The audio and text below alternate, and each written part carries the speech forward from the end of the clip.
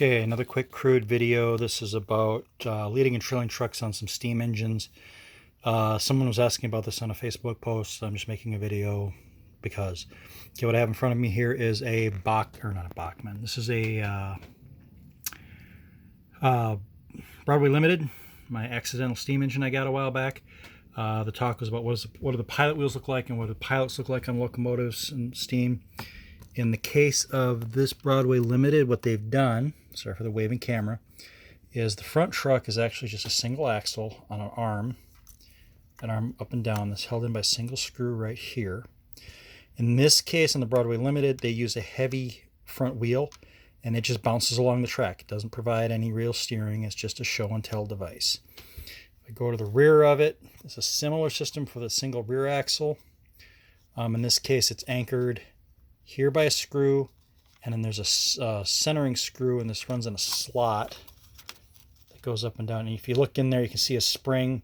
That spring provides a tiny amount of pressure to push down so that when it's trailing, it doesn't bounce off the track.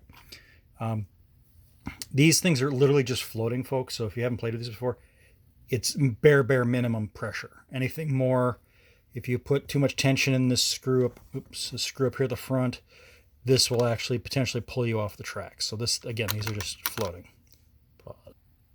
Now, if I remember right, this thing's been sitting in a box for 25 years.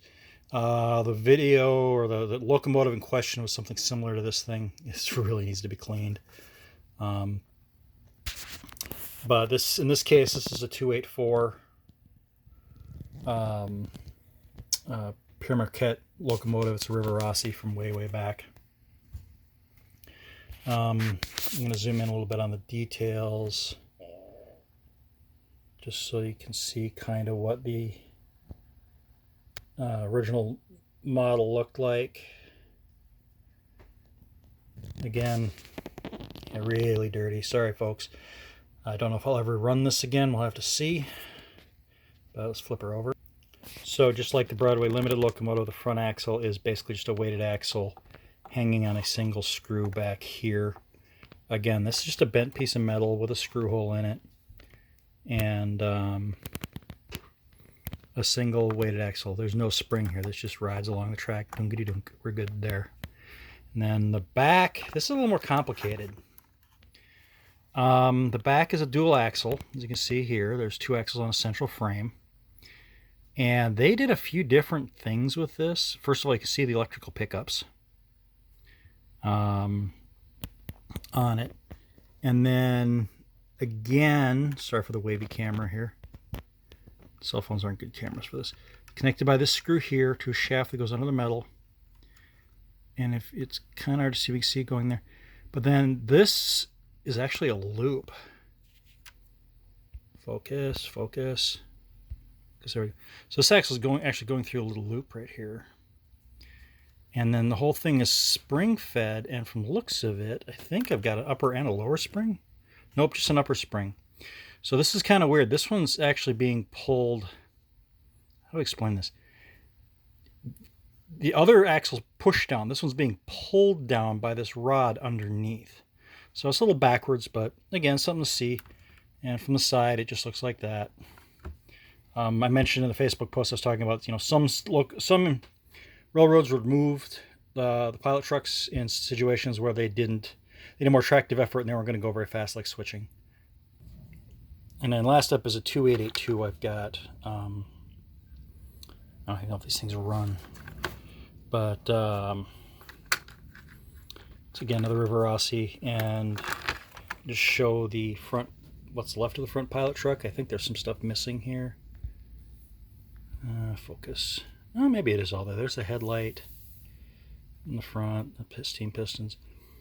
Again, it's an open axle. This is a little different. Well, not really. It's the same thing. It's a single pin. Actually, I think it's the exact same piece as the other locomotive. Holding a single truck. There's just it's held on by weight, pushed down by weight. There's no spring. Again, one little screw there. I've never actually looked at this very closely. I didn't realize the articulated trucks are actually linked with a connector pin in the center.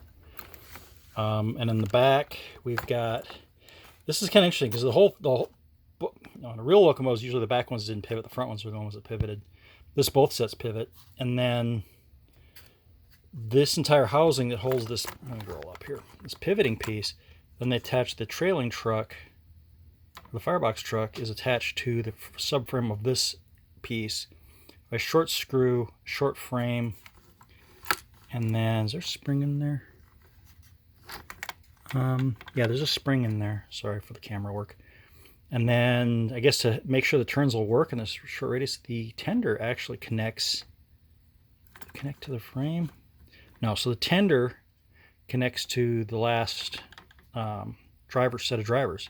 So that's actually kind of neat. I never paid attention to that. So it's one big piece with a sub-connector. That's the video. I just thought I'd make something quick because I mentioned somebody I'd look at it and promised them to do it. So if you guys learn anything or have any questions, feel free to ask. Later, bye.